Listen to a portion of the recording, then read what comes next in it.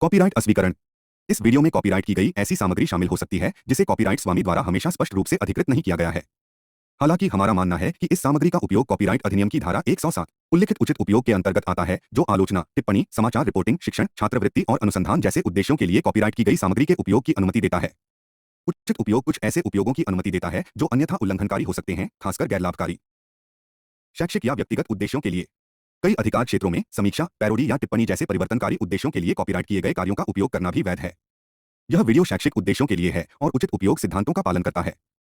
दर्शकों, पिछली वीडियो में हमने सुने काल ब्रह्म के 21 ब्रह्मांडों की संपूर्ण जानकारी। आज इस वीडियो में जानते हैं अक्षर पुरुष परब्रह्म के 13 युगों की संपूर्ण विस्तृत जानकारी। परमेश्वर कबीर जी किन किन युगों में आए तथा कितने जीवों को इस काल जाल से निकालकर सतलोक लेकर गए। परमेश्वर कबीर जी ने अपने प्रिय शिष्य आदरणीय धर्मदास जी को कबीर सागर के अध्याय अंबु सागर में 13 युगों के विषय में बताया है, जो कि इस ब्रह्मांड जिसमें हम रह रहे हैं का नहीं है। वह विवरण 5वें ब्रह्मांड का है, जो समूह के मध्य वाला है, जिसके विषय में आपने काल के 21 ब्रह्मांडों की जानकारी में पूर्व में ही जान चुके हैं। 5वें ब्रह्मांड में प्रत्येक ब्रह्मांड के समांतर सृष्टि चलती है, जिस ब्रह्मांड में हम रह रहे हैं। इसमें जो परमेश्वर कबीर जी की भक्ति सतनाम तक करते रहे हैं, वे बीच में भक्ति छोड़ गए, गुरुद्रोही नहीं हुए। उनको धोखा देने के लिए काल उस 5वें मध्य वाले ब्रह्मांड में रोके रखता है। ओम नाम जाप की भक्ति की कमाई तो इसी ब्रह्मांड जिसमें हम रह रहे हैं के ब्रह्मलोक में भोगते हैं और पुनः जन्म मरण चक्र में गिर जाते हैं। जिस ब्रह्मांड में हम रह रहे हैं, इसके 4 युग सतयुग, त्रेता युग, द्वापर युग तथा कलयुग है, जबकि उस 5वें मध्य वाले ब्रह्मांड में 13 युग हैं। वहां पर वे जीव काल ब्रह्म द्वारा भेजे जाते हैं, जो सोहन नाम का जाप करते हैं तथा जो केवल सतनाम का जाप करते हैं। सतनाम के जाप के ओम की भक्ति कमाई इस ब्रह्मांड के ब्रह्मलोक में भोगते हैं। दूसरे मंत्र सोहम की कमाई इस 5वें ब्रह्मांड में भोगने के लिए भेज दिए जाते हैं। वहां भी एक ब्रह्मलोक है तथा अन्य लोक हैं। वहां के ब्रह्मलोक में सुख भोगने के पश्चात उनको अन्य द्वीपों में राजा रानी तथा जनता के रूप में जन्म दिया जाता है। फिर वे व्यक्ति वहां भी भक्ति करते हैं, राज का सुख वहां भोगते हैं। चलिए अब जानते हैं उस ब्रह्मांड के युगों के विषय में, जिसमें 13 युग होते हैं। उन 13 युगों में परमात्मा किन किन को मिले और कितने जीवों का उद्धार किया, सुनिए। प्रथम अघासुर युग। परमेश्वर कबीर जी ने धर्मदास जी को बताया कि अघासुर युग में 5वें ब्रह्मांड में गया। अघासुर युग के प्राणी अच्छे स्वभाव के होते हैं। उन्होंने शीघ्र मेरा ज्ञान स्वीकार किया। वहां मैंने 1 करोड़ प्राणियों को पार किया। दूसरा बलभद्र युग। बलभद्र युग में 14 लाख जीव पार किए। तीसरा धंधर युग। परमेश्वर ने बताया कि धंधर युग में एक जलरंग नामक शुभकर्मी हंस अपने पूर्व जन्मों की भक्ति कमाई से अच्छप द्वीप में रहता था। वह स्वयंभू गुरु भी बना था। उसने बहुत से जीव दीक्षा देकर शिष्य बनाए थे जो उसकी सेवा करते थे। जलरंग अपने शिष्यों के सिर पर हाथ रखकर दीक्षा देता था। 2 शिष्य सफेद रंग के चंवरों से सेवा कर रहे थे। जलरंग सो रहा था। करोड़ों शिष्य उसको माथा टेक रहे थे, उसको नमन कर रहे थे। नीचे के ब्रह्मांड वाले शंखों युग बीत गए सोए हुए। मैंने उस दौरान अपना ज्ञान सुनाकर 2000 जीव पार कर दिए। जब जलरंग ऋषि जागा तो मेरे से विवाद करने लगा। कहा कि मैं जो दीक्षा देता हूं वह श्रेष्ठ मंत्र है। मेरी आज्ञा के बिना कबीर यहां कैसे आ गया। फिर वह काल ब्रह्म को आदि पुरुष बताने लगा। कहा कि उसका कोई स्वरूप नहीं है, वह मणिपुर लोक में रहता है, और बहुत सी मिथ्या पहचान बताई। मैं वहां से चला गया। फिर परमेश्वर ने बताया कि इस जलरंग को मैंने पुरवन युग में समझाया। चौथा पुरवन युग। परमेश्वर कबीर जी ने कहा कि हे धर्मदास, मैं पुरवन युग में फिर उसी ब्रह्मांड में गया। जलरंग सोया था। उस दौरान मैंने 7 लाख हंसों को दीक्षा दी, जिनमें से 25 ने नाम खंड कर दिया। वे तो काल के जाल में रह गए। शेष जीव 6,99,900 पिछेत्र सतलोक चले गए। इसके पश्चात मैं उसी द्वीप में गया जहां जलरंग रहता था। मुझे देखकर जलरंग ने कहा कि मैं तो निंद्रा में आलसवश था, तुम पीछे से जीव ले गए। मेरे को सत्पुरुष ने नामदान करने का आदेश दे रखा है, तुम मेरे से आज्ञा लिए बिना जीवों को कैसे ले गए? तब परमेश्वर ने कहा कि हे जलरंग, मैं तो युग युग में आता हूं, मैं अमर हूं, आप तो नाशवान हैं। एक समय मेरे से एक कुष्टम पक्षी मिला था, वह भी इसी ब्रह्मांड में रहता है, वह असंख्य युग से रह रहा है। कुष्टम पक्षी ने बताया कि मैंने 27,000 महाप्रलय देखी है। तब जलरंग ने कहा कि मेरे को कुष्टम पक्षी के दर्शन कराओ। तो मैं तथा जलरंग कुष्टम पक्षी के लोक में गए। हमारे साथ करोड़ों जीव भी गए जो जलरंग के शिष्य बने थे। जलरंग ने कुष्टम पक्षी के सामने अपनी शंका का समाधान चाहा तो कुष्टम पक्षी ने बताया कि मैं कबीर पुरुष का शिष्य हूं। जिस समय महाप्रलय होती है सब लोग जलमय हो जाते हैं, तब मैं ऐसे रहता हूं जैसे जल के ऊपर झाग रहता है। यह बात सुनकर जलरंग को आश्चर्य हुआ और शर्म के मारे सिर झुका लिया। उसका अभिमान टूट गया। तब कबीर परमेश्वर की जलरंग ने स्तुति की। मैं तो महाभूल में था, परमात्मा तो कबीर ही है। यह बात सुन अन्य सर्वजीवों को भी विश्वास हुआ जो हमारे साथ गए थे तथा जो उस कुष्टम पक्षी के द्वीप के थे। इस तरह जलरंगी तथा अन्य जीवों ने दीक्षा ली, अपना कल्याण करवाया। 5वां अनुमान युग। कबीर सागर के अध्याय अंबु सागर के पृष्ठ 15 पर कबीर परमेश्वर जी ने धर्मदास जी को बताया है कि तुझे काल के छल को बताता हूं। अनुमान युग में दुर्गा देवी अपनी पुत्रियों के साथ गुप्त द्वीप में रहती थी। काल ने अपने पुत्र ब्रह्मा को 4 वेद दिए। उनको पढ़कर ब्रह्मा ने अपने अनुभव से पुराण ज्ञान अपने वंशजों ऋषियों को सुनाया। उन्होंने एक पुराण ज्ञान में अपना अपना अनुभव मिलाकर 18 भाग बना दिए और सबने ज्ञान का अज्ञान बनाकर जनता में फैला दिया। वही ब्रह्मा पहले स्वयं पृथ्वी पर ऋषि रूप में आया। अपनी अनुभव कथा की ब्राह्मण पूजा प्रारंभ करके चला गया। क्रियाकर्म का जाल फैला गया। फिर विष्णु पृथ्वी पर आया। उसने तुलसी काष्ठ की माला, जति, सती, त्यागी सन्यासी पंथ चलाया। विष्णु का सुमरण करें, विष्णु को अविनाशी बताया। फिर शिव पृथ्वी में आया। उन्होंने भिक्षुक पंथ चलाया। गिरि, पुरी, नाथ, नागा, चारों शंकराचार्य आदि आदि शिव के पुजारी हैं। सर्व संसार इनकी पूजा करने लगा। उस समय दुर्गा को कोई नहीं पूछता था। तब दुर्गा ने देखा कि इन तीनों पुत्रों ने मेरा नामो निशान ही मिटा दिया। तब उसने 3 पुत्री जन्मी। उनका नाम रंभा, सुचि, रेणुका रखा। इन्होंने 64 रागनी और राग गाए। सुरनर मुनिजन मोहित किए। फिर 72 करोड़ उर्वशी उत्पन्न की। इनमें सर्व देवता तथा ऋषि फंसा रखे हैं। परमात्मा ने बताया कि मैंने उस अनुमान युग में 7000 जीव पार किए। उस समय मेरे को देवी नहीं पहचान सकी। 6ठे धीर्यमाल धीरमाल युग। परमेश्वर ने बताया कि धीरमाल युग में मेरे यथार्थ ज्ञान से प्रभावित होकर 1 लाख जीव पार हुए। 7वें तारण युग। कबीर परमेश्वर ने बताया कि हे धर्मदास, तारण युग में एक उत्तम पंथ नाम का राजा था। वह हमारा पिछले जन्म में शिष्य था। किसी कारण से काल जाल में रह गया था। काल हाथों चढ़ा व्यक्ति कोरे पाप करता है, जिसके कारण राजा उत्तम पंथ बहुत अन्यायी हो गया था।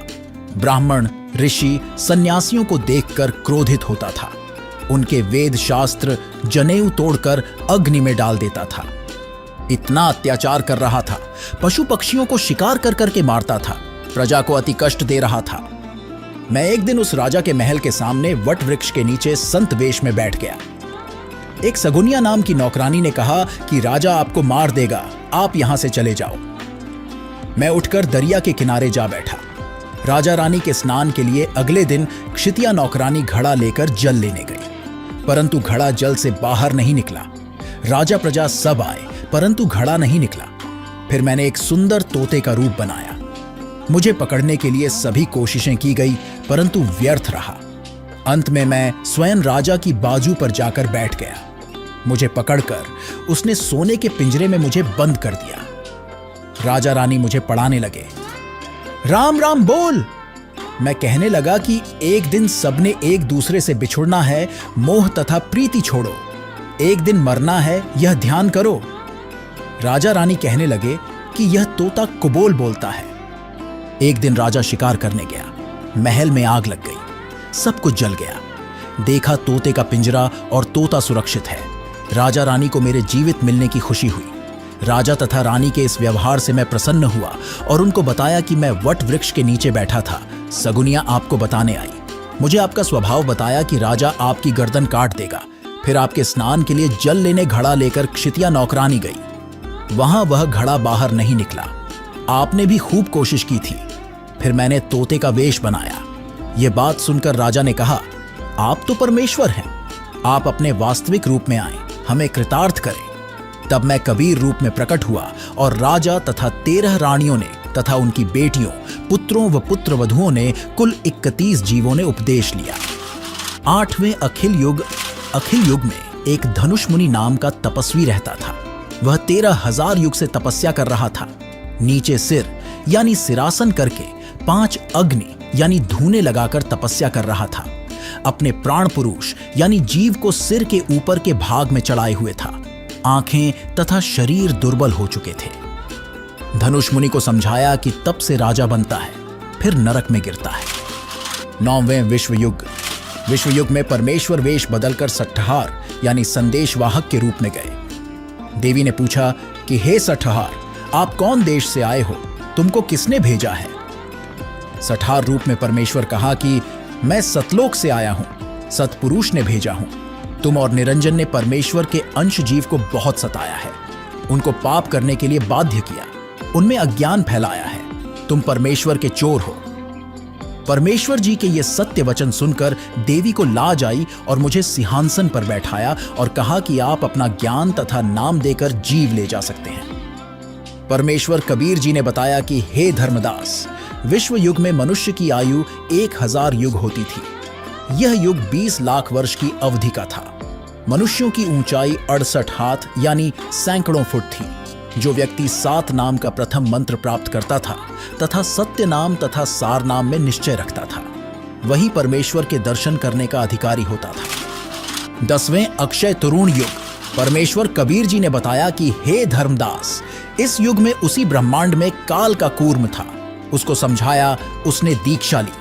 वहां पर एक नरक है, उसमें 84 कुंड बने हैं। प्रत्येक कुंड पर यमदूतों का पहरा है। उनके 14 यम मुखियां हैं। वहां 28 लाख नकली गुरु तथा उनके शिष्य व अन्य जीव भी नरक भोग रहे थे, जिन्हें यमदूत पीड़ा दे रहे थे। जब तक मैं वहां पर रहा, तब तक सब जीवों को नरक की पीड़ा नहीं हुई। मेरे जाने के पश्चात फिर से वही यातनाएं उनको प्रारंभ हो गई। इस युग में मैंने 5 लाख जीवों को मोक्ष प्राप्त करवाया। 11वें नंदी युग। परमेश्वर कबीर जी ने बताया कि हे धर्मदास, नंदी युग में एक गुप्त मुनि था जो आंखें बंद किए ध्यान लगाए बैठा था। करोड़ वर्ष साधना करते बीत चुके थे। मैं उनके पास बैठ गया। जब ऋषि ने आंखें खोली तो उसने कहा कि आप कौन हैं? मैंने आज तक ऐसी शोभा वाला व्यक्ति नहीं देखा। तब मैंने उत्तर दिया कि मैं सतलोक से आया हूं। सतलोक की व्यवस्था बताई तो गुप्त मुनि ने लोक देखने की प्रबल इच्छा व्यक्त की। तब उसे प्रथम नाम दीक्षा देकर सतलोक दिखाया और सतनाम व सारनाम देकर उसे पार किया। 12वें हिंडोल युग। परमेश्वर कबीर जी ने बताया कि धर्मदास, मैं हिंडोल युग के मध्य में गया। मैं घर घर में ज्ञान सुनाता हुआ विचरण करता था। कोई भी जीव मेरे से बातें नहीं करता था। मैं उनको अमृत ज्ञान सुनाता था। वे मेरे से झगड़ा करते थे। धीरे धीरे उनको समझाया, लाभ लोभ देकर शरण में लिया। 7 लाख जीवों ने दीक्षा ली, उनको सतलोक भेजा। 13वें कंकवत युग। परमेश्वर कबीर जी ने बताया कि हे धर्मदास, जब काल निरंजन को पता चला कि कोई सतलोक से कड़िहार यानी जीव मुक्त करने वाला सतपुरुष का भेजा अंश आता है, उसने अनेकों जीवों को काल जाल से छुड़ा लिया है। कंकवत युग में काल ब्रह्म स्वयं एक गुप्त मुनि का रूप बनाकर बैठा तपस्या कर रहा था। करोड़ों जीवों को नाम देकर मूर्ख बनाए उनका गुरु बनकर मध्य वाले ब्रह्मांड के पाताल लोक में बैठा था। मैंने उसको समझाया कि तुम काल हो, तूने परमेश्वर के जीवों को सता रखा है, पाप का भागी हो रहा है। मैंने ही सर्व रचना की है, मैंने ही सतलोक में अंडे से तेरी उत्पत्ति की थी। तूने तो मुझे पहचाना नहीं। यह बात सुनकर काल मेरे साथ युद्ध करने लगा। उसको मैंने शब्द शक्ति से घायल किया। वह उठकर भागा और अपने 21वें ब्रह्मांड में जाकर छिप गया। उसके पश्चात उस मध्य के ब्रह्मांड में बने 3 लोकों में प्रलय हो गई। इस कंकवत युग की अवधि 35 लाख वर्ष होती है। मनुष्य की आयु 1 लाख वर्ष होती है। मनुष्य के शरीर की ऊंचाई 80 हाथ यानी सैकड़ों फुट होती है। इस तरह परमेश्वर कबीर जी ने मध्य वाले ब्रह्मांड के 13 युगों में अनेकों जीवों को पार किया। सवाल नंबर 4, जिस ब्रह्मांड में हम रहते हैं उसमें कितने युग होते हैं? इन युगों की कितनी अवधि होती है? इन युगों में मनुष्य की कितनी आयु होती है तथा परमात्मा इन युगों में किन रूपों में आए थे? अब जानिए जिस ब्रह्मांड में हम रहते हैं वहां होने चारों युगों का विस्तृत विवरण। पहला सतयुग, इस युग की अवधि 17,28,000 वर्ष है, जिसमें मनुष्य की आयु प्रारंभ में 10 लाख वर्ष होती है, अंत में 1 लाख वर्ष होती है। तो वहीं मनुष्य की ऊंचाई 21 हाथ यानी लगभग 100 से 150 फुट होती है। परमात्मा सतयुग में सतसुकृत नाम से प्रकट हुए थे। दूसरा त्रेता युग, इस युग की अवधि 12,96,000 वर्ष होती है, जिसमें मनुष्य की आयु प्रारंभ में 1 लाख वर्ष होती है, अंत में 10,000 वर्ष होती है। वहीं मनुष्य की ऊंचाई 14 हाथ यानी लगभग 70 से 90 फुट होती है। परमेश्वर त्रेता युग में मुनिंद्र ऋषि के रूप में आए थे। द्वापर युग, इस युग की अवधि 8,64,000 वर्ष होती है, जिसमें मनुष्य की आयु 10,000 प्रारंभ में होती है और अंत में 1,000 रह जाती है। वहीं मनुष्य की ऊंचाई 7 हाथ यानी 40 से 50 फुट होती है। परमात्मा का इस युग में करुणामय नाम होता है। कलयुग, इस अंतिम युग की अवधि 4,32,000 वर्ष होती है, जिसमें मनुष्य की आयु 1,000 वर्ष से प्रारंभ होती है, अंत में 20 वर्ष रह जाती है तथा ऊंचाई 3.5 हाथ यानी 10 फुट होती है, अंत में 3 फुट रह जाती है। वहीं परमात्मा कलयुग में अपने वास्तविक कबीर नाम से आते हैं। अब सुनिए संत रामपाल जी महाराज के मुखारबिंद से सत्संग। अपनात्मा कबीर परमेश्वर जी वो पूर्ण परमात्मा है, अल्लाह अकबर हैं। अल्लाह कबीर कहो चाहे कबीर अल्लाह कहो, गॉड कबीर कहो, कबीर साहब कहो, अल्लाह अकबर कहो, अल्लाह कबीर या अकबर एक ही बात है। ऐसे अपनी प्यारी आत्माओं को फिर से सतमार्ग पर लगाते हैं, उनकी बैटरी चार्ज करते हैं। अपनात्माओं, कैसा है भगवान और कौन है परमात्मा? पहले तो हम अपने सदग्रंथों से पहचानेंगे कि कैसा है भगवान। जैसे पवित्र हिंदू धर्म के अंदर चारों वेदों को एथेंटिक मानते हैं कि वेदों में जो लिखा वो फाइनल है, लेकिन वेदों का जो लेख है मूल पाठ संस्कृत भाषा में है। अपनात्माओं, ज्ञान जो होता है, ज्ञान वो किसी भी भाषा में हो, ज्ञान तो ज्ञान ही होता है। जैसे हम अपनी चाहे हरियाणवी भाषा में बोल के वो बात बता दें और चाहे जिस भाषा को कोई समझता हो उसमें बोलकर बता दें, वो ज्ञान श्रेष्ठ हो, यथार्थ हो, तो उसका समझना आवश्यक है। अब एक भाषा को जान लेने से विद्वान नहीं हो जाता। जैसे संस्कृत भाषा को जानते थे ब्राह्मण वर्ग, और इन्हीं को पहले सतयुग त्रेता द्वापर तक इन्हीं को शिक्षा ग्रहण का आदेश था, दूसरे वर्ग को नहीं था, वर्ण को नहीं था। परमात्मा चारों युगों में आए हैं। सतयुग में सतसुकृत नाम से आए, तब इस मनु जैसे ऋषियों से मिले, ब्रह्मा से मिले, विष्णु से मिले, शिव जी से मिले। इनको यथार्थ ज्ञान समझाया, इन्होंने ध्यान से सुना, लेकिन बाद में काल ने इनकी बुद्धि को बदल दिया कि ये झूठ बोलता है, ऐसा कुछ नहीं है। तो तीनों ने बगावत कर दी, भगवान की वाणी को स्वीकारा नहीं। मनु जी ने भी परमात्मा का नाम बिगाड़ दिया कि ये वामदेव है।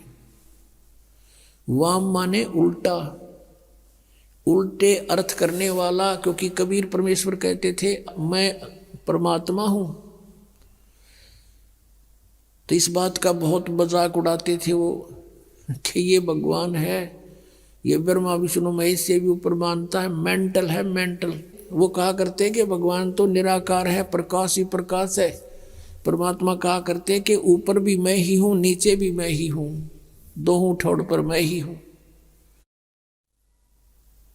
तो उसका नाम वामदेव रख लिया, वामदेव।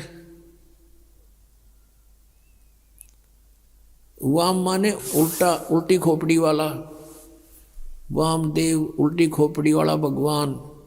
नहीं माना, कहने का भाव किसी ने नहीं माना परमात्मा को परमात्मा। त्रेता युग में मुनिंदर नाम से आए थे और द्वापर में करुणा में नाम से आए थे, जो सुपथ सुदर्शन के गुरुजी बने थे। और त्रेता युग में आए थे जब मंदोदरी और नल नील और लंका के अंदर जो एक चंद्र विजय भाट था, उसके 16 सदस्यों ने नाम लिया था, और भी कुछ एक अच्छी आत्माओं ने परमात्मा की शरण ग्रहण की थी। अब कलयुग के अंदर वो परमात्मा आए और अपना यथार्थ ज्ञान स्वयं ही बताना पड़ता है परमात्मा को प्रत्येक युग में आके। इस काल के जाल को आपके हृदय में उतार दिया, आप समझ चुके हो। लेकिन आप जी के पूर्व जन्म के संस्कार, आप जी के पूर्व जन्म के जो पाप हैं जन्म जन्मांतर की, वो अत्यधिक हैं, कम नहीं है। और आप जी के पास भक्ति, शक्ति, पुण्य ये कलयुग में पहुंच जाने के कारण बिल्कुल अक्षीण हो चुके हैं। क्योंकि सतयुग, त्रेता, द्वापर में ये पुण्यात्माएं अपने पुण्यों को समाप्त कर देती हैं। उन तीनों युगों के अंदर प्राणी ज्यादा दुखी नहीं होते। सतयुग के अंदर लाख वर्ष की आयु होती है मानव की। अब विचार करो पुण्यात्माओं, वो लाख वर्ष का जीवन भी हम सभी ने जिया है, मनुष्य जीवन। और वो समय जो शरीर स्वस्थ, शांत मन, राग द्वेष बहुत ही कम सतयुग में, तो उस समय भी हम रहे। सतयुग के अंदर एक विशेषता बताई है कि पत्नी से पहले पति की मृत्यु नहीं होती, पिता से पहले पुत्र की मृत्यु नहीं होती, और भी शारीरिक कष्ट, मानसिक परेशानियां नाम मात्र होती हैं। 1 लाख वर्ष का जीवन मनुष्य का, अब तो हम 60, 70, 75 तक पहुंच जाते हैं तो शुक्र मनाते हैं। और इतने कष्ट शरीर में आ जाते हैं, इतने प्रकार की व्याधाएं शरीर को घेर लेती है इस कलयुग में। तो अब तो हम ये सोचते हैं परमात्मा मृत्यु तो हो जा पर ठीक ठाक हो जा। पहले तो हम जब तक युवा होते हैं, 50 साल तक रहते हैं, तो न्यू सोचा है मरा नहीं, और न्यू मन माहो का भी नहीं मरेंगे। और जब ये 70 पार कर जाता है ये प्राणी कलयुग में, फिर तो इसको कभी गोड्या में दर्द, कदे सिर भड़का, कभी दांत कंडम हो जाते हैं, कभी कोई और बीमारी, कदे गोड्डे ना उठ चले, कई प्रकार की व्याधाएं घेर लेती, आंखों से दिखे नहीं, शरीर अस्थि पिंडर मात्र रह जाता है। फिर पता चलता है कि वो व्यक्ति ऐसी बीमारी से ग्रस्त है, वृद्धावस्था में भुगत रहा है। किसी की कथा सुनते हैं कि वो इतने दिन तक भुगत कर, तड़फ कर, हाहाकार मचा के मृत्यु को प्राप्त हुआ।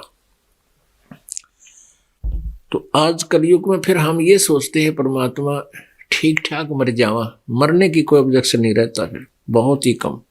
ये आशा तो होती है कि अभी ना मरे, अभी शायद और भी जीवन हो, लेकिन ज्यादातर ये समस्या आ जाती है परमात्मा ठीक ठाक जीवन, ये सांस पूरे हो जा, हमारा समय पूरा हो। और जब हम सतयुग में थे, सतयुग में तो आखिरी सांस तक भी जीव बहुत ही स्वस्थ रहता है, बहुत आसानी से शरीर छोड़ जाता है। पिछले पुण्य इतने अच्छे होते हैं। जैसे आप जी ने एक आध प्राणी यहां भी देखा होगा कि ना वो भक्ति करता होता है, ना कोई धर्म पुण्य करता होता है, और मृत्यु 50, 60, 65 साल की उम्र में ऐसे हो जाती है कि श्याम न सोया था सुबेरा मरा पाया। बहुत आसानी से, कोई तकलीफ नहीं, कोई कष्ट नहीं, कोई रोग नहीं था, तो मृत्यु को प्राप्त हुआ। उसको कोई दुख नहीं आया, क्योंकि उसके पिछले पुण्य थे, लेकिन वो सारे फिनिश हो गए, खत्म हो गए। अगले जन्म में वो किसी पशु योनि में जाओगा, फिर चैन का काम में को नहीं, नरे कष्ट पे कष्ट आएंगे। तो कहने का भाव यह है कि हम लाख वर्ष जीवन भी जीकर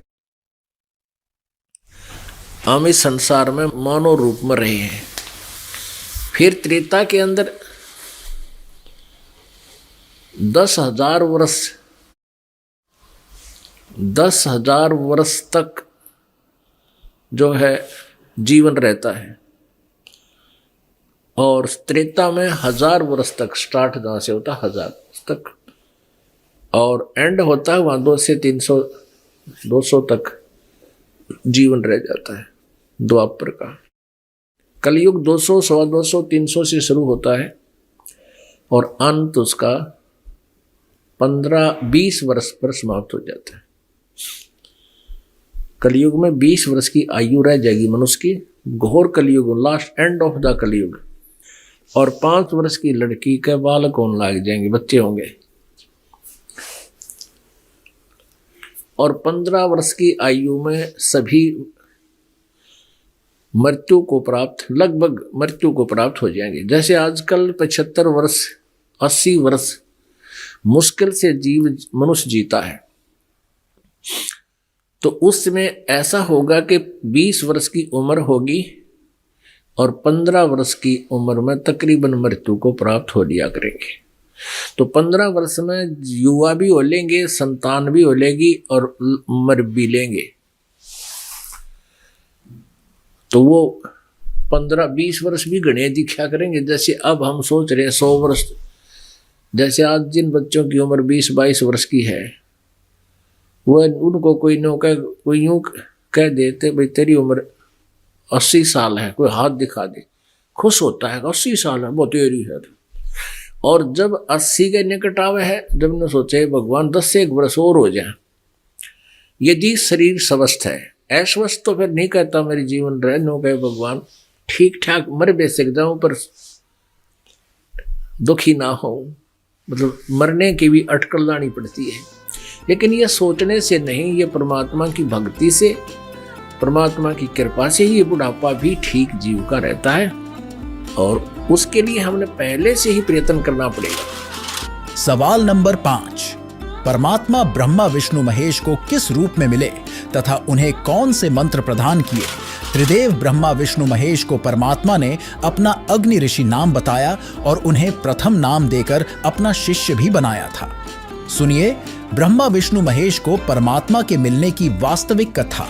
आदरणीय गरीबदास साहब जी कहते हैं कि परमेश्वर परम अक्षर ब्रह्म कबीर जी मुझे साथ लेकर जब गए तो यहाँ के उस चीफ जस्टिस के सामने, पहले तो ब्रह्मा विष्णु महेश के लोक में गए, तो जहाँ भी परमात्मा जाते थे तो सभी खड़े होकर के उनका सत्कार करते थे। हम बैरागी ब्रह्म पद सन्यासी महादेव, सो हम मंत्र दिया शिव जी को वो करे हमारी सेव। कबीर परमात्मा कहते हैं कि विष्णु जी को हमने पहला मंत्र दिया था, उनको केवल एक मंत्र, इन 500 में से एक मंत्र दिया था, हरियम नाम दिया था, वो शिष्य बने थे, क्योंकि सभी आत्मा उस परमात्मा की है। सबसे पहले कबीर परमात्मा ब्रह्मा जी को मिले थे, अग्नि ऋषि नाम अपना रखा था, दाता ने बताया था कि मैं अग्नि ऋषि हूँ। ब्रह्मा जी को सारा ज्ञान समझाया, सृष्टि रचना सुनाई, प्रभावित हुआ, क्योंकि ये भी आत्मा भगवान के लिए तड़प रही हैं। 1000 वर्षों तक तप करते रहे, डरे डुबा दिए, काल ने उल्टी साधना करवा के इनको एटम बम बना लिया, सिद्धियाँ युक्त कर दिया। ये हठ योग करने से कोई लाभ नहीं होता, काल की प्रेरणा, काल का ही मटेरियल इसके अंदर संग्रह होता है, वो नहीं करना हमने। तो ब्रह्मा जी को परमात्मा मिले, सारी कथा सुनाई, बड़ा प्रभावित हुआ और बताया कि बच्चा गुरु के बिना मोक्ष नहीं होगा। ब्रह्मा जी ने उपदेश लिया, परमात्मा ने उनको ओम मंत्र दिया, क्योंकि वो वेद पढ़ा करता, ओम से प्रभावित था। तो परमात्मा चाहते थे एक बार स्टार्ट हो जाए किसी तरह, फिर मैं इसको सही मंत्र दे दूंगा, इसका पीछा छूट जाएगा और ब्रह्मा फिर सबको बता देगा, क्योंकि ज्ञान प्रचार यही कर रहा है, मेरा काम हल्का हो जाएगा। उसके बाद विष्णु जी के पास गए, विष्णु जी ने खूब ध्यान से सुना और उन्होंने भी परमात्मा से दीक्षा ली, उनको हरियम नाम दे दिया। सिर्फ ये देखना चाहते कि एक बार ये मेरी बात को स्वीकार करें किसी तरह। फिर शिव जी के पास गए, बड़ा सत्कार किया भगवान शिव ने ऋषि जी का, ऋषि रूप में परमात्मा का, और खूब ज्ञान सुना, सारी बात स्वीकार की और उनको ये सोहम मंत्र दिया। कबीर साहब कहते हैं सोहम मंत्र हम जग में लाए और सार शब्द हमने गुप्त छिपाए। ये सोहम मंत्र किसी भी ग्रंथ में नहीं मिलेगा, वेद गीता और पुराणों में। परमात्मा कहते हैं सोहम शब्द हम जग में लाए और सार शब्द वो तो अभी किसी को बताऊंगा नहीं, अब समय आया था वो बताने का। अब दास ने सबको देने लगे, तो अधिकारी होते जाएंगे उनको सार शब्द देते जाएंगे। फिर क्या किया, इस काल ने देखा कि ब्रह्मा विष्णु महेश ये तीनों के में उठपटांग सी बात कर रहे हैं, इनके हृदय में कुछ और ही सोच होगी है। अंदर से ऐसी भावना भर दी और आकाशवाणी कर दी कि ये झूठ बोलता है, क्या वेदों में लिखा है ऐसा जो ये बताता है? तो ब्रह्मा सचेत हुआ, कहा सचमुच वेदों में भगवान, उसने भगवान की आकाशवाणी मान ली, काल के द्वारा दिएगा ऊपर से आकाशवाणी, और भगवान आए थे वह फेल कर दी। कहा जी सचमुच वेदों में ऐसा कुछ है नहीं। तो दोबारा जो परमात्मा गए उसी ऋषि रूप में, तो ब्रह्मा जी ने कहा कि नहीं ऋषि जी, आपकी बातें अप्रमाणित हैं, वेदों में ये ज्ञान नहीं लिखा है, ऐसा नहीं वैसा नहीं। तो परमात्मा बोले इसे इतने वेद पढ़े जब तुमने का ये नहीं लिखा, तो उन्हें पता लग गया काल प्रेरणा होगी इनके अंदर, ये सुनेंगे नहीं, लेकिन फिर भी ये नेक आत्मा है, साधु संतों का आदर करते हैं और इनको ये भी पता है कि ऋषि का अनादर करने से ये विषैले सर्प भी हैं, श्राप भी दे देते हैं, इसलिए इनसे वैसे भी आदर करते हैं ऋषि रूप में विराजमान किसी व्यक्ति का। जैसे भगवान विष्णु जी को नारद जी ने श्राप दे दिया, उस श्राप के कारण वो श्री राम रूप में जन्म होया, सारा जीवन बिरान माटी हुई, पत्नी कहीं, आप कहीं, बच्चे कहीं, उसके श्राप से ही वो कष्ट उठाया। तो इससे डरकर भी वो आदर सत्कार तो करते हैं ऋषि का, लेकिन करते हैं वही जो उनकी अपनी साधना है। तो परमात्मा दोबारा गरीबदास जी को लेकर जब गए इन ब्रह्मा विष्णु महेश के लोक में, गरीबदास जी के सामने तो वो महात्मा रूप में थे ही, जब वहां पहुंचे तो उनको उसी रूप में दर्शन दिए जिस रूप में वो प्रथम बार मिले थे। तो जिसके भी पास गए वो समा खड़े होकर के सत्कार किया, आओ महाराज जी। और परमात्मा ने कहा कि तुम गलती कर दी बच्चों, उस ज्ञान को, उस नाम को छोड़कर। वो नाम ने बोले जी नाम तो हम वही जपते हैं। परमात्मा बोले मैंने और भी कुछ आपको बताना था, तो वो नहीं स्वीकार किया। तो ये सारी कुछ डिस्कस वार्ता इसलिए करवाई गरीबदास जी के सामने, परमात्मा ने उनके मुंह से बुलवा दिया कि सचमुच ये परमात्मा इनसे मिले थे और ऐसा ऐसा इनके साथ बात हुई थी। सवाल नंबर 6, सतसुकृत जी कौन थे और ऋषिजन उन्हें वामदेव क्यों कहा करते थे? परमेश्वर कबीर जी सतयुग में सतसुकृत नाम से प्रकट हुए थे। उस समय ब्रह्मा विष्णु शिव को मिलने के बाद परमेश्वर पृथ्वी पर घूम घूम कर बहुत से ऋषियों से ज्ञान चर्चा की, परंतु शास्त्र विरुद्ध ज्ञान पर आधारित होने के कारण किसी भी ऋषि महर्षि ने ज्ञान सुनने की चेष्टा ही नहीं की। महर्षि मनु से भी परमात्मा ने वेद ज्ञान पर भी चर्चा की, लेकिन महर्षि मनु ने ब्रह्मा जी से ही ज्ञान ग्रहण किया था, जिसके कारण महर्षि मनु जी ने परमात्मा को उल्टा ज्ञान देने वाला बताया तथा परमेश्वर का उपनाम वामदेव रख दिया। परमात्मा ने महर्षि मनु व अन्य ऋषियों से यहां तक कहा कि वह पूर्ण परमात्मा मैं ही हूं, जिसकी तलाश आप सभी कर रहे हो। मैं सनातन परम धाम सतलोक में रहता हूं। लेकिन उन्होंने परमात्मा का उपहास किया तथा कहा, आप यहां हैं तो आपका सतलोक तो आपके बिना सुनसान पड़ा होगा, वहां सतलोक में जाने का क्या लाभ, वहां गए प्राणी तो अनाथ हैं। तब परमेश्वर ने उन्हें बताया कि मैं ऊपर भी विराजमान हूं। तब मनु जी सहित सर्व ऋषियों ने ठाका लगाकर कहा, फिर तो आपका नाम वामदेव उचित है। वामदेव का अर्थ 2 स्थानों पर निवास करने वाला भी है। इस प्रकार उन ज्ञानहीन ऋषियों ने परमेश्वर के तत्व ज्ञान को ग्रहण नहीं किया। अब प्रसंग चल रहा है कि परमेश्वर कबीर जी चारों युगों में आते हैं और वे स्वयं ही आकर के सत्य मार्ग को प्रचार करते हैं, पर सत्य मार्ग का तत्व ज्ञान का प्रचार करते हैं। जब परमेश्वर सतयुग में आते हैं उनका नाम सत्य सुकृत होता है। और वो छोटी ही आयु में, बिल्कुल छोटी सी आयु में 2-3 वर्ष के ही वो सह शरीर आते हैं, कमल के फूल पर शिशु रूप धारण करते हैं। तो वो लीला में शरीर में जब छोटी आयु दिखा रहे होते हैं 2-3 वर्ष के ही, उसी समय से उस विद्वान, वेदों के जो प्राकांड विद्वान माने जाते हैं, उन ऋषियों महर्षियों के छक्के छुड़ा देते हैं और वो दांतों तले उंगली दबाते हैं, उनकी विशेष चर्चा का विषय बन जाते हैं। लेकिन उस बालक को, उस परमेश्वर के ज्ञान को वो ऋषिजन स्वीकार नहीं करते। परमात्मा कबीर जी जब युवा होते हैं शरीर के, जो लीला में शरीर में, तो उनका बहुत ऋषियों के साथ, जैसे ये मनु जैसे महापुरुष, उनके साथ बातचीत होती है, उनके साथ चर्चा होती है। तो चर्चा में परमेश्वर उनको पराजित कर देता है। अब मनु जी से परमात्मा ने प्रश्न किया कि आप प्रभु को किस रूप में, किस फॉर्म में मानते हो। मनु जी ने कहा कि मैं परमात्मा को निराकार और साकार दोनों रूपों में मानता हूं। निराकार तो वो परमात्मा, उसकी शक्ति है, वो दिखाई नहीं देता। साकार ये जगत उसी का रूप है, ये पृथ्वी, आकाश, चंद्रमा, सितारे, ये सब उसी का साकार रूप है। That's all. और वेदों में कहीं पर भी परमात्मा साकार नहीं लिखा है, परमात्मा वास्तव में निराकार ही है। समाधि दशा में उसका केवल प्रकाश देखा जा सकता है।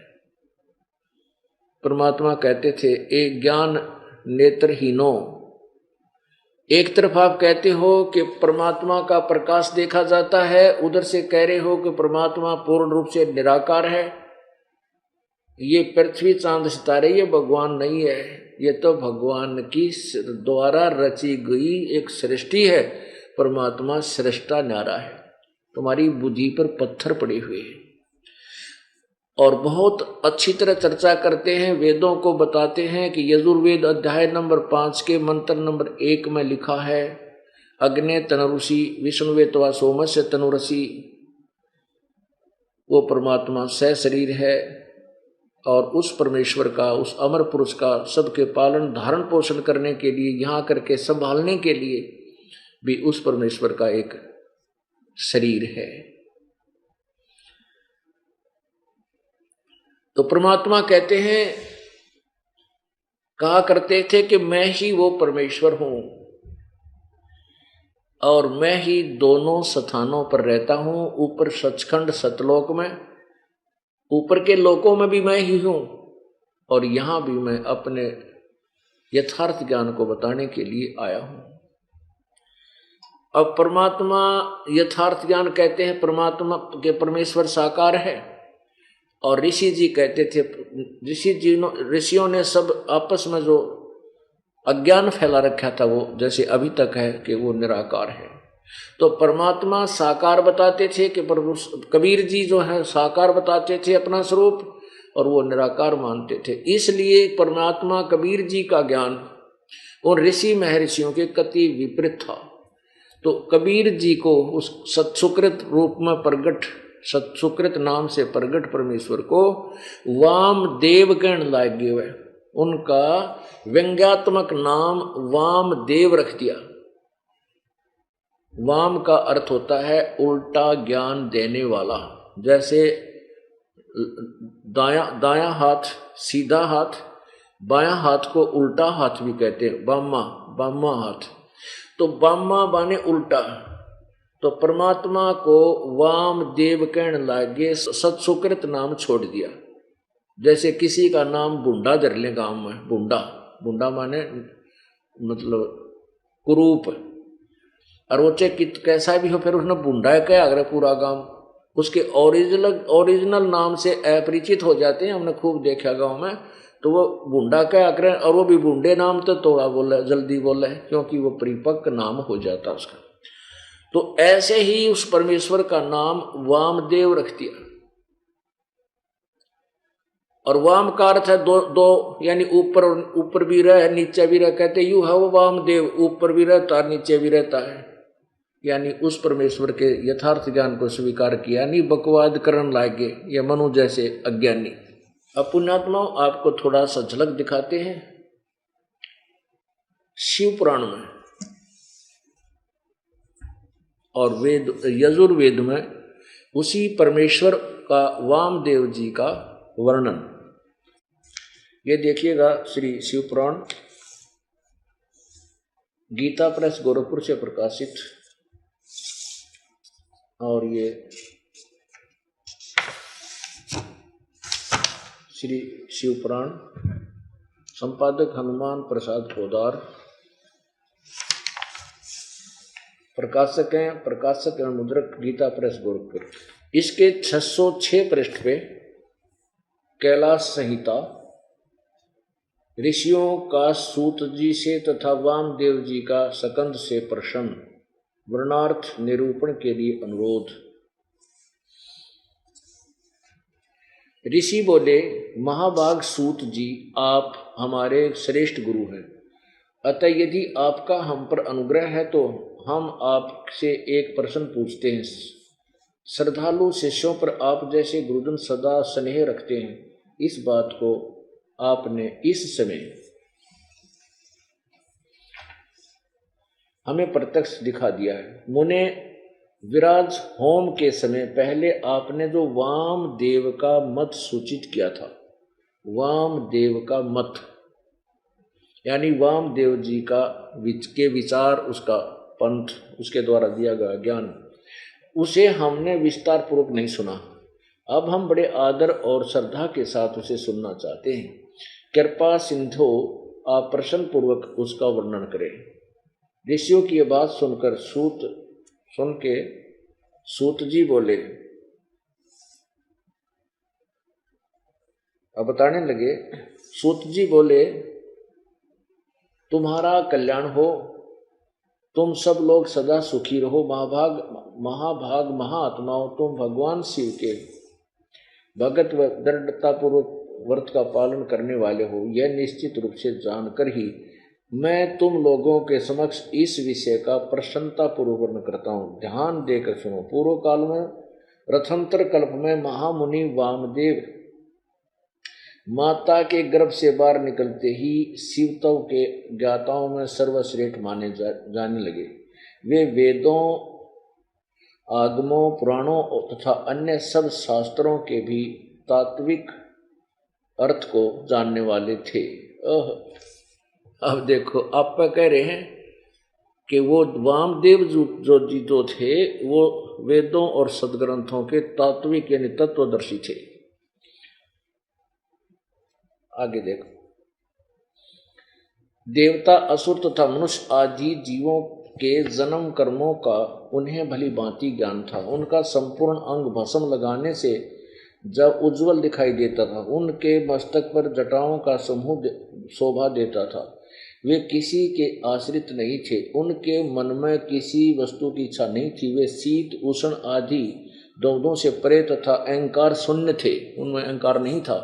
वे दिगंबर महाज्ञानी महात्मा दूसरे महेश्वर के समान जान पड़ते थे। उन्हीं के जैसे स्वभाव वाले बड़े बड़े मुनि शिष्य होकर उन्हें घेरे रहते थे।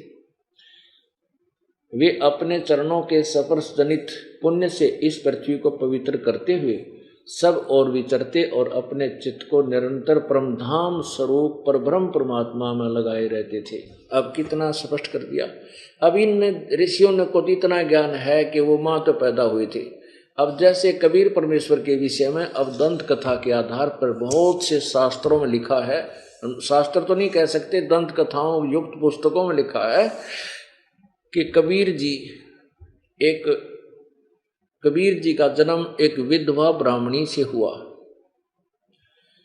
उनका कथन है थोड़ा सा घुमा फिरा के कि एक विधवा ब्राह्मणी थी उसमें महर्षि रामानंद जी काशी में बड़े विद्वान और सिद्धि युक्त माने जाते थे। वो उसने जाकर के उनके उस महात्मा जी के चरण स्पर्श किए। रामानंद जी ने आशीर्वाद दे दिया, बेटी पुत्रवती हो। ओहो, वो कहने लगे, हे महाराज मैं तो विधवा हूँ, मैं पुत्रवती कैसे हो सकती हूँ? अब मैंने जो दे दिया वो तो फलेगा ही फलेगा। कहते हैं इस कारण से वो लड़की गर्भवती होगी और फिर वो शर्म के मारे उसने कहीं पर डाले। अरे भले आदमियों, कुछ तो सोचो। ब्राह्मण कुल में लड़कियों का पुनर्विवाह नहीं होता था उसमें, लेकिन उनकी ड्रेस अलग बना दी जाती थी। वो सफ़ेद साड़ी बांधते थे, सफ़ेद उनका वाणा होता था, वेशभूषा होती थी। वो दूर से पता लग जाता था कि ये लड़की विधवा है। और वो महर्षि वो रामानंद जी अंधा था कि जिसने उन्हें कह दिया पुत्रवती हो। और पुण्यात्माओं, फिर उस लड़की के और भी तो थोड़ा बहुत बताना चाहिए था, किसकी पत्नी थी, उसके मृत पति का के नाम था, और वह कौन से मोहल्ले में रहा करती। एक बकवाद कर देते कि वह शर्म के मारे गिर आई और फिर वह नीरू नीवा ठा लेगी। तो इनकी बुद्धि यही टेकी हुई है कि कोई भी माँ के बिना उत्पन्न नहीं हो सकता। जैसे यहाँ के भगवान श्री कृष्ण जी, रामचंद्र जी सभी माँ से ही जन्म लेकर के यहाँ भगवान कब आए। तो ये सभी इसी प्रकार यहाँ क्या कह रहे हैं कि माँ के गर्भ से निकलते ही और वो बाहर आते ही वह यानी अपना तत्व ज्ञान प्रचार करने लगे। तेरा भला हो, तब उठा के दिखाओ न माँ के गर्भ, तो कोई भी तो दिखा दो, पैदा होते चल जाओ पैर। ये तो परमात्मा चले चलाए थे और माँ से पैदा नहीं हुए थे, छोटी ही आयु में 2-3 वर्ष के ही, क्योंकि लीला में शरीर को मालिक अपना दिखाते हुए आगे चलते, नहीं तो कोई ना माने, नहीं सोचो जादूगर है, कोई उसमें सेवड़ा कहने लग जाए और कोई उसको जो है ना भूत प्रेत मान कर उसके निकट भी ना जाते। भगवान कह जाए वो 1-2 चमत्कार तुरंत कर दें। तो इस प्रकार परमात्मा ने थोड़ी आत्माओं को विधिवत ही समझाना उचित समझा। अब क्या लिखा है,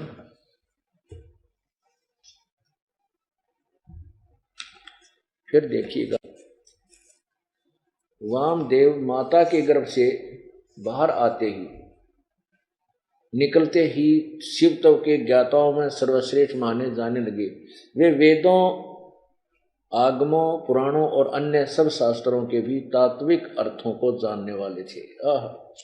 फिर वो घूमते फिरते रहते थे, इन सब संतों ऋषियों के साथ विचार विमर्श करते थे और उनके छक्के छुड़ाकर फिर आगे चल पड़ते थे। एक बार इसमें लिखा है कि वो वामदेव जी अपने कुछ शिष्य जो बन गए थे उनके साथ कार्तिकेय के पास गए, जो भगवान शिव का पुत्र है, उसको सकंद भी कहते हैं। उसके पास गए तो उनसे क्या वार्ता की, ये देखिएगा। पृष्ठ 610 पे शिव पुराण और कैलाश संहिता में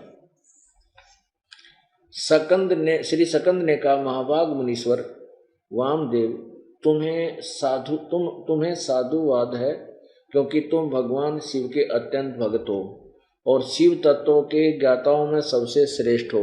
तीनों लोकों में कहीं कोई ऐसी वस्तु नहीं है जो तुम्हें ज्ञात ना हो, तथापि तुम लोक पर अनुग्रह करने वाले हो, इसलिए तुम्हारे समक्ष इस विषय का वर्णन करूंगा। इस लोक में जितने जीव हैं वे सब नाना प्रकार के शास्त्रों से मोहित हैं। परमेश्वर की अति विचित्र माया ने उन्हें परमार्थ से वंचित कर दिया है।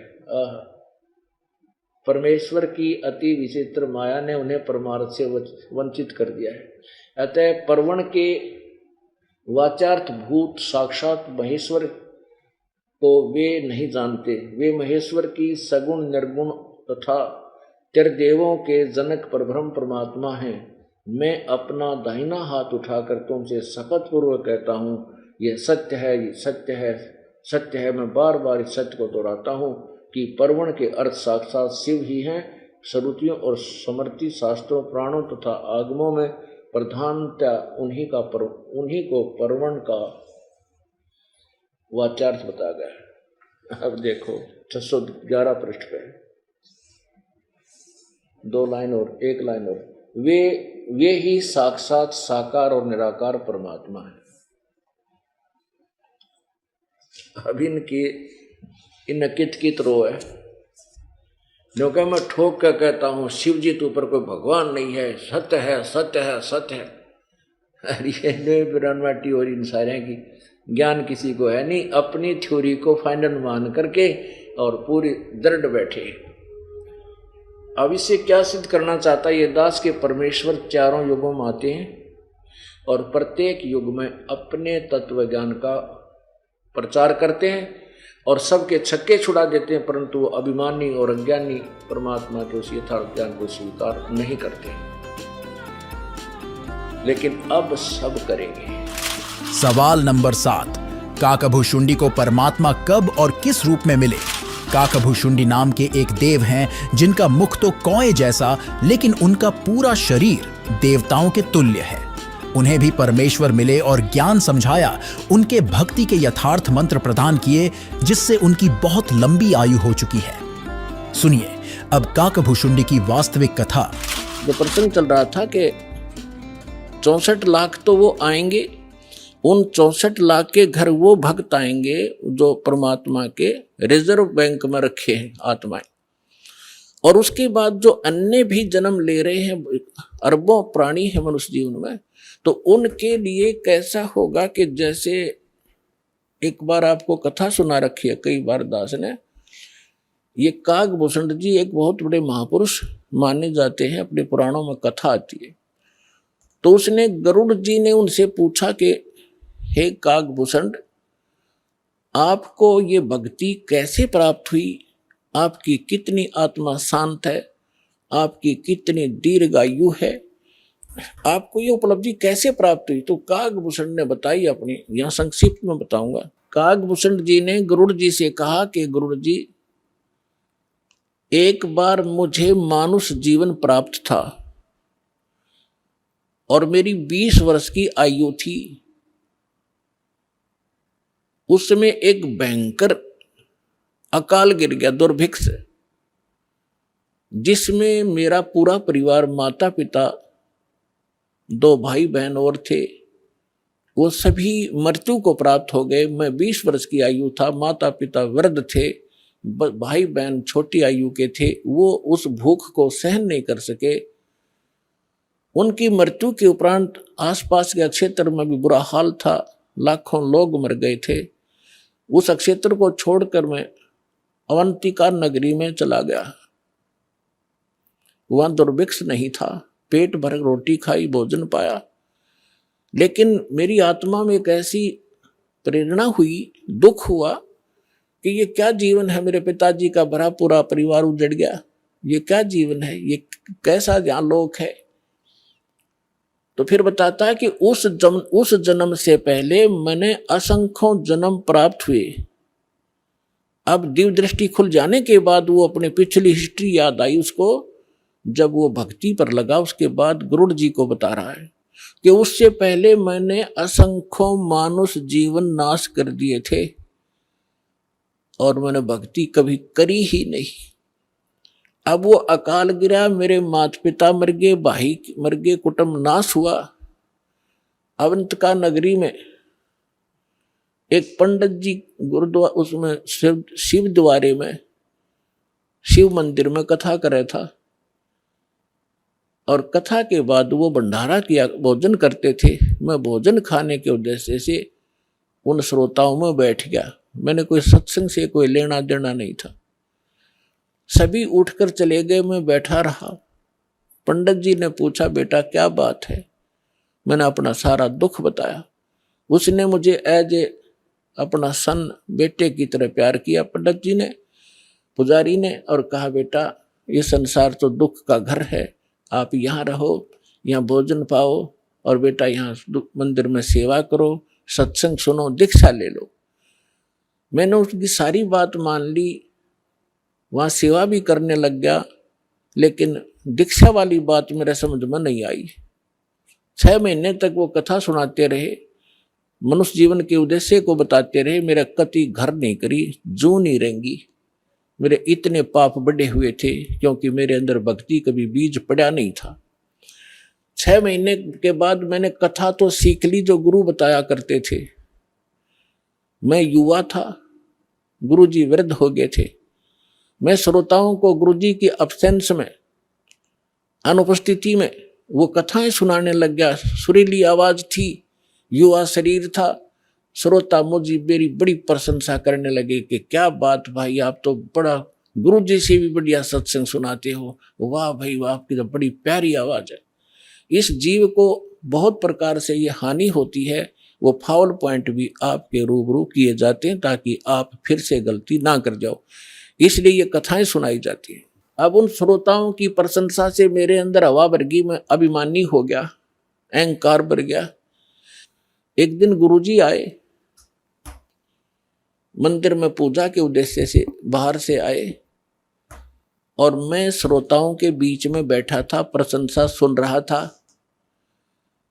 मैंने गुरुजी को बैठे बैठे ही दर्शन कर लिए, प्रणाम भी नहीं करा, बस यूं देख लिया।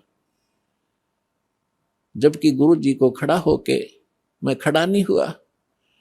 मान बढ़ाई का मारा कि मेरी बेइज्जती हो जाएगी जब मैं खड़ा हो गया था, क्योंकि प्रशंसक सामने बैठे थे।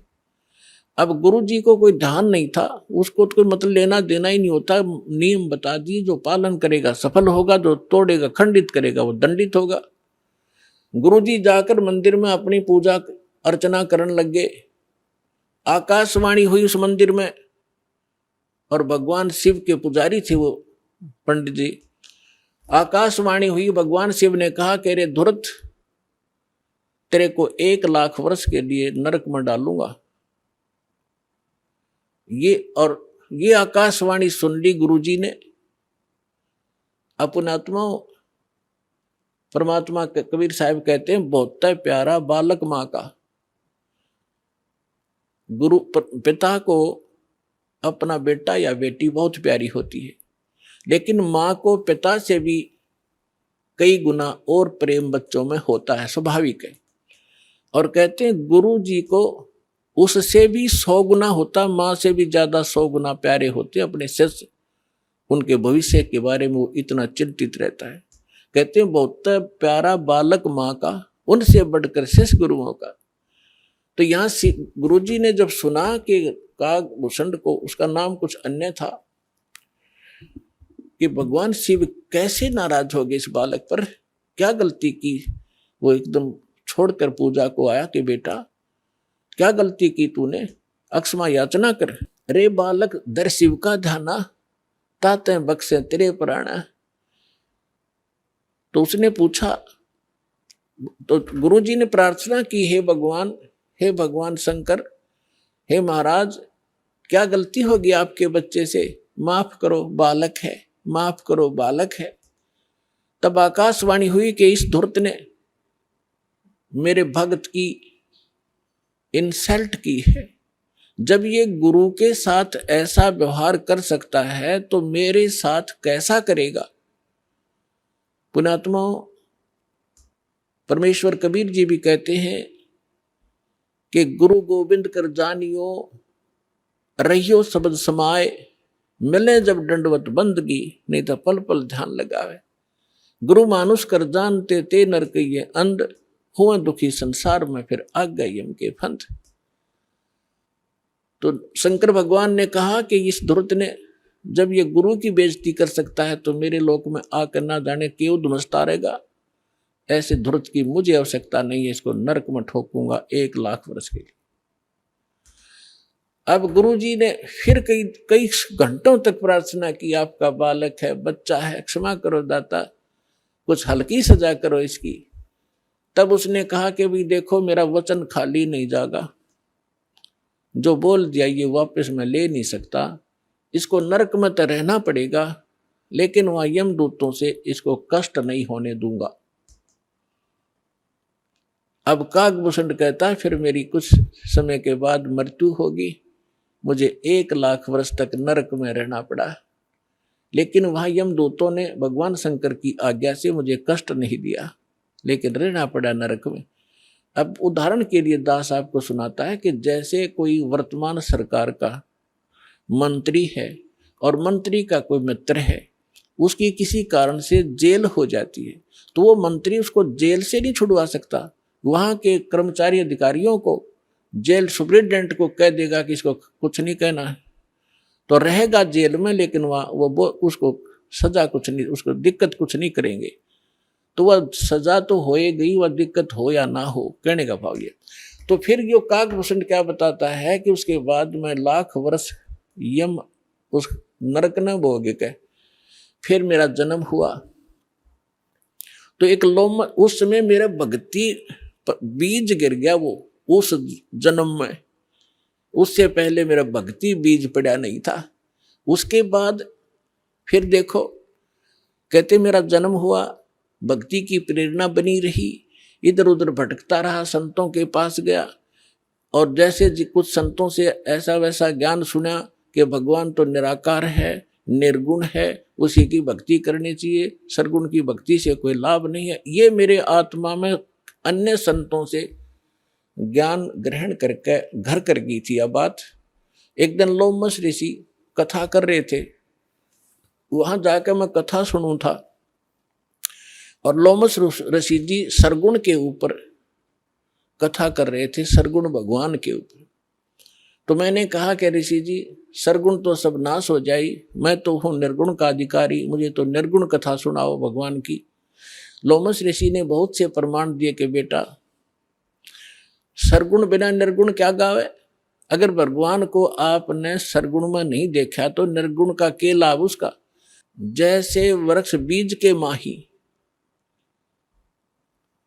है, जैसे वृक्ष बीज के अंदर वृक्ष होता है, जैसे वृक्ष बीज सब ठोरा, जब उग गए तब दिखे मोरा। एक आम का गुठली है, और वह गुठली के अंदर वो आम निर्गुण रूप में है, निराकार समझो, जैसे तुम निराकार कहते हो।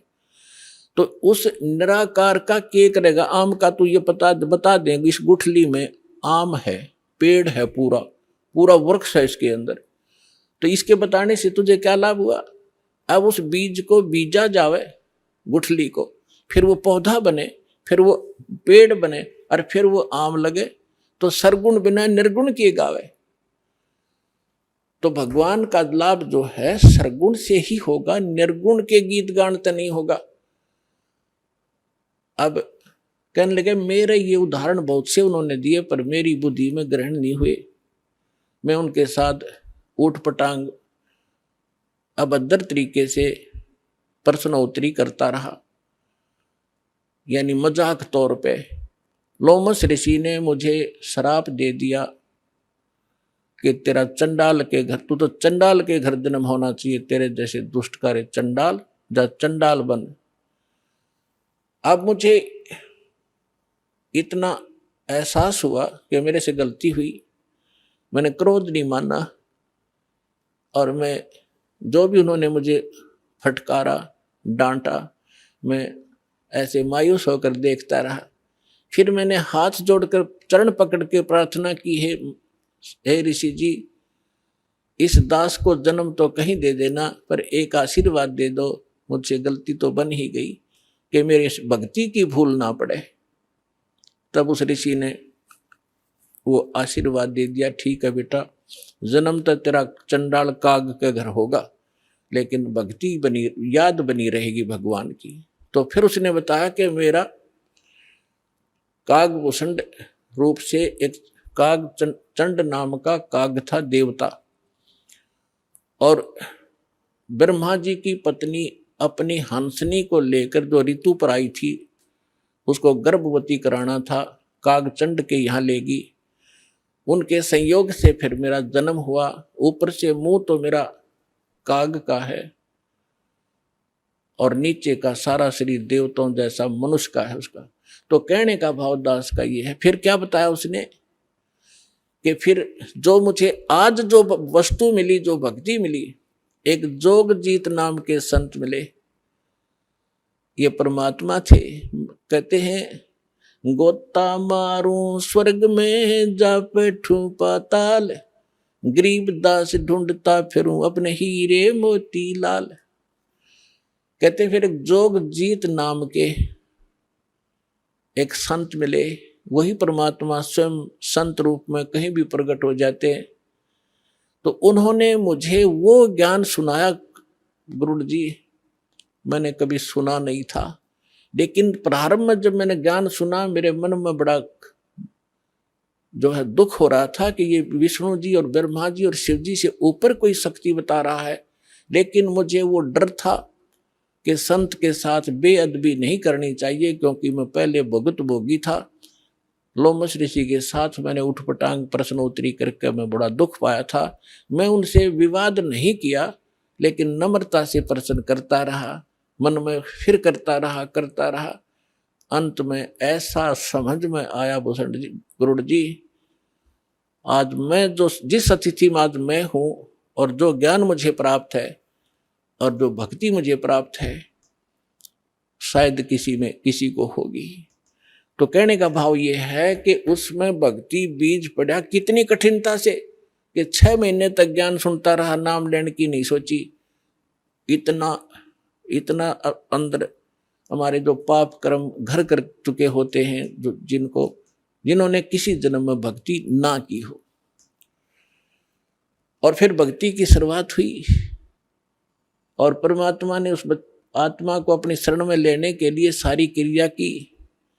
लोमस ऋषि से पहले उसको इतना डरवा दिया, यदि उस समय लोमस ऋषि काकभूषण को वो श्राप नहीं देता, वो डर उसके दिल में ना होता, तो परमात्मा का ज्ञान तो पुण्यात्माओं वो कभी नहीं सुन सकता था।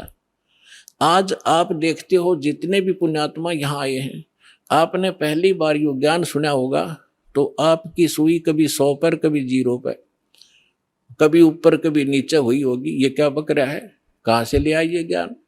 और फिर देखे आपने प्रमाण, अब दांतों तले उंगली दबा रहे हो आप। तो कैसे कहते हैं 100 छल सीधर मैं करूं अपने जन के काज।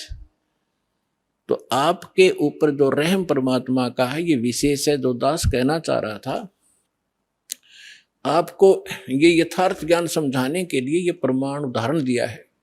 4 मुक्ति जा चंपी करती माया होरी दासी, जिस माया के पीछे आप भाग रहे हो, कोठी बना लूं, बढ़िया खाना खाऊं, ऐसे कर लूं, कार ले लूं। कहते वहां विमान है आपके पास, प्रत्येक प्राणी के नारे नारे, और सारा भरपूर है वहां सारा घर। तो कहते 4 मुक्ति जा चंपी करती माया होरी दासी, दास गरीब अबे पद पर से वहां मिले राम अविनाशी। वो भगवान मिलेगा अविनाशी भगवान, और सारे सुख आपको बने रहेंगे। वो स्थान है सतलोक, जहां आपको इस मंत्र और साधना से पहुंचाया जाएगा। आपके बहुत ही सौभाग्य है पुण्यात्माओं, आपको ये स्थान मिला, यो भगवान मिला और सच्चा यो सतनाम मिला। इसको बना के रखना और सिर धड़की बाजी लगा दो। कहते समझा है तो सिर धड़ पाओ, बहुत नीरे ऐसा दाव।